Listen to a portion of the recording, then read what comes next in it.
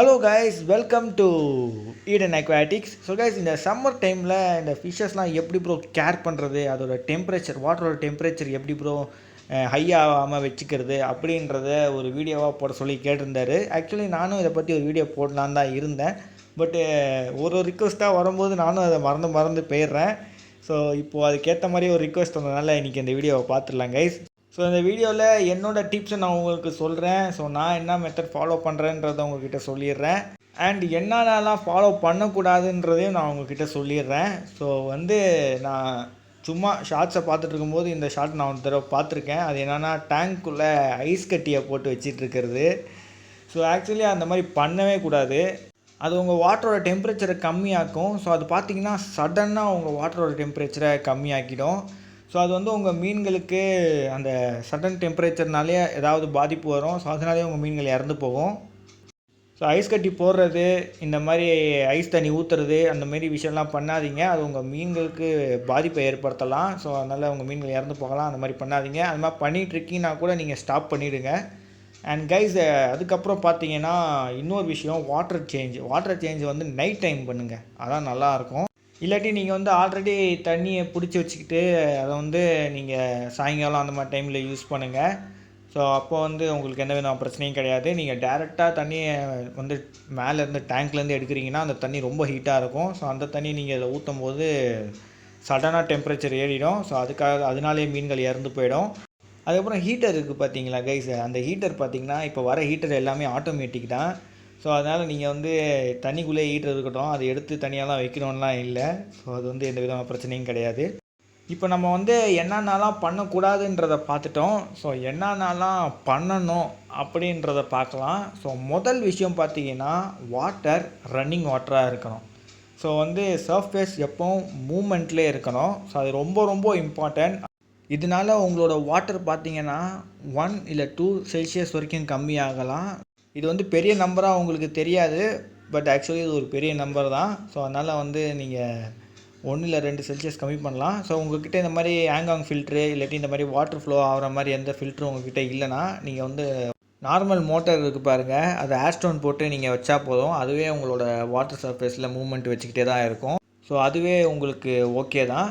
And அதுக்கப்புறம் பார்த்தீங்கன்னா, மெயினாக நான் ஃபாலோ பண்ணக்கூடிய விஷயம், எப்போவும் நான் இதை பண்ணுவேன். அது என்னன்னு கேட்டிங்கன்னா, எப்போ நான் டேங்க் செட்டப் பண்ணாலுமே ஃபேனுக்கு அடியில் தான் எப்போவும் நான் டேங்க் செட்டப் பண்ணுவேன்.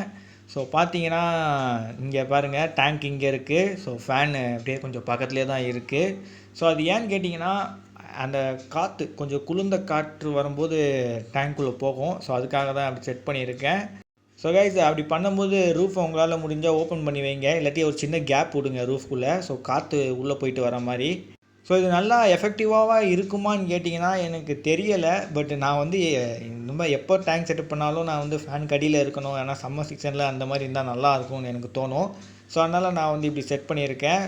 ஸோ இது எனக்கு ஒர்க் ஆகுதுன்னு தான் நினைக்கிறேன். ஏன்னா நான் சம்மர் டைமில் எந்த விதமான மீனும் இழந்ததில்லை. ஸோ நீங்களும் அதை ட்ரை பண்ணி பாருங்கள். உங்களுக்கு இதுவும் நல்லா சக்ஸஸ்ஃபுல்லாக இருக்கும். அண்ட் மெயினாக அதுக்கப்புறம் நம்ம பார்க்க வேண்டிய விஷயம் light. So guys, normal aquarium லைட்டே கொஞ்சம் நல்லா ஹீட்டு ப்ரொடியூஸ் பண்ணும். ஸோ அதனால் நீங்கள் லைட்டை ஆஃப் பண்ணி வச்சிடலாம். ஸோ நீங்கள் பிளான்ட் டேங்க் வச்சுருக்கீங்கன்னா தான் கொஞ்சம் பிரச்சனையாக வரும். ஏன்னா லைட் இருந்தால் தான் பிளான்ட்ஸ் க்ரோ ஆகும். ஸோ இந்த டைம் பார்த்திங்கன்னா நான் இந்த லைட்டுக்கு வேலையே தரமாட்டேன். ஸோ என்னோடய நார்மல் லைட் இருக்குது பார்த்திங்கன்னா, டியூப் லைட்டு. ஸோ அந்த டியூப் லைட்டை ஆன் பண்ணி விட்ருவேன். அந்த டியூப் லைட் பார்த்திங்கன்னா அவ்வளோவா ஹீட் ப்ரொடியூஸ் பண்ணாது. அது கொஞ்சம் பிரைட்னஸும் கம்மி தான் கம்பேர் டு நம்ம அக்வேரியம் லைட்டோட. ஸோ நான் கிட்டத்தட்ட 10 ஹவர்ஸ் வரைக்கும் இந்த நார்மல் டியூப் லைட் இருக்குது பார்த்தீங்களா, அதை ஓட விடுவேன்.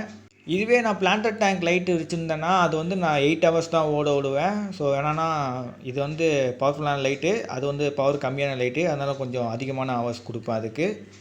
ஸோ இதுதாங்க நான் ஃபாலோ பண்ணக்கூடிய விஷயங்கள் சம்மர் டைம் வந்தாலே. அண்டு நிறைய பேருக்கு தோணலாம், ப்ரோ எதுக்கு ப்ரோ உங்கள் டேங்க்கு ஓரத்தில் ஒரு கண்டெய்னர் அதை நான் உங்களுக்கு காட்டுறேன். ஸோ கைஸ், இப்போ நீங்கள் பார்க்குறது ரேம் சிக்லெட்டோட ஃப்ரைஸ் தான். ஸோ நம்மளோட ரேம் சிக்லெட் ப்ரீடிங் வீடியோ போடுறேன்னு சொல்லியிருந்தேன்ல, அதுதான் இது. ஸோ இதில் ஒரு மிகப்பெரிய பிரச்சனை வந்துருச்சு. அது என்னான்னு கேட்டிங்கன்னா, நான் இப்போ அர்ஜென்ட்டாக கேரளாவுக்கு போய் ஆகணும். ஸோ எங்கள் பாட்டிக்கு உடம்பு சரியில்லாததுனால ஸோ இந்த ஃப்ரைஸை இப்போ என்னால் மெயின்டைன் பண்ண முடியாது. ஸோ நம்மளோட ரேம் ப்ரீடிங் வீடியோ போடலான்னு நினச்சேன் நான். ஸோ இது வந்து வளர்ந்ததுக்கப்புறம் இது பெருசாகி ஒரு வீடியோ போடலான்னு நினச்சேன். பட்டு இப்போது இந்த மாதிரி சுச்சுவேஷன் வந்துருச்சு. ஸோ அதனால் உங்களுக்கு ரேம் சிக்லெட்டு ப்ரீடிங் வீடியோ வந்து இன்னும் லேட் ஆகலாம் வர்றதுக்கு. ஸோ கைஸ், இது வரைக்கும் நான் பண்ண விஷயங்கள்லாம் உங்களுக்கு வீடியோவாக வேணும்னு கேட்டிங்கன்னா நான் வந்து தாராளமாக நான் சேனலில் போடுறேன். இந்த ஃப்ரை பார்த்தீங்கன்னா டே 8 ஆயிடுச்சு. ஸோ 8 நாள் ஆன ஃப்ரை தான் இப்போ நீங்கள் பார்த்துட்ருக்கிறது. ஸோ நான் ரேம் ப்ரீடிங் ஸ்டார்டிங்லேருந்து இந்த டே 8 இது வரைக்கும் நான் என்னென்னலாம் பண்ணேன்ற வீடியோ உங்களுக்கு வேணும்னா கேளுங்க, தாராளமாக நான் வந்து போடுறேன். ஸோ அதுக்கப்புறம் நம்ம வந்து அடுத்த ரேம் வீடியோ வந்து உங்களுக்கு போடுறேன். ஸோ வந்து இப்போ வந்து என்னால் முடியலை, அதனால தான். ஸோ மன்னிச்சுக்கோங்க. நான் வந்து சூன் ஒரு ரேம் ஃபுல் க்ரோத் வீடியோ வந்து நான் போடணுன்னு தான் ஆசைப்பட்டேன். பட் இப்போ இந்த மாதிரி பிரச்சனை வந்தனால முடியாமல் போயிடுச்சு. ஸோ கேரளாவுக்கு போயிட்டு பாட்டியெல்லாம் பார்த்துட்டு அங்கே நம்ம நேட்டிவ் ஃபிஷ் பிடிச்சி ஒரு கண்டென்ட்டாக போடலான்னு இருக்கேன். ஸோ முடிஞ்சால் நான் ட்ரை பண்ணுறேன். அண்ட் கைஸ், என்னோடய டிப்ஸ் வந்து நான் உங்களுக்கு ஷேர் பண்ணியிருக்கேன். ஸோ சம்மர் டைமில் இந்த ஃபிஷ் எப்படிலாம் மெயின்டைன் பண்ணுறதுன்றது. ஸோ இந்த வீடியோ உங்களுக்கு யூஸ்ஃபுல்லாக இருந்திருக்கும்னு நினைக்கிறேன். ஸோ என்னோடய டிப்ஸை ஃபாலோ பண்ணி பாருங்கள். ஸோ உங்களுக்கு ஃபிஷ்ஷஸ்லாம் சேவ் ஆகுதா இல்லையான்றதை. ஸோ உங்களை வந்து அடுத்த சுவாரஸ்யமான வீடியோவில் வந்து சந்திக்கிறேன். இதோட விடைபெறுவது ஈடன் அக்வாட்டிக்ஸ். மறக்காமல் லைக் சப்ஸ்கிரைப் பண்ணுறேங்க. அப்போ தான் எனக்கு ஒரு மோட்டிவேட்டாக இருக்கும். So see you next video. Bye bye guys.